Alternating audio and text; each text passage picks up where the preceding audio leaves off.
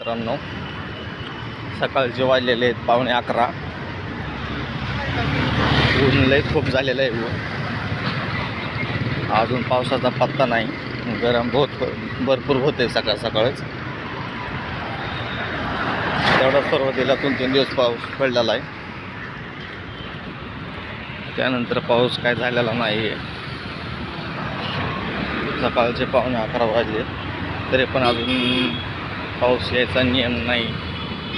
ऊन तर खूप झालेलं आहे, बघू शकता.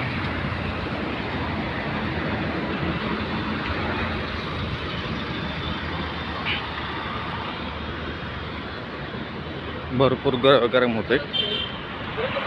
ह्या मावशी आहेत, त्या आजीला मी पैसे देतो.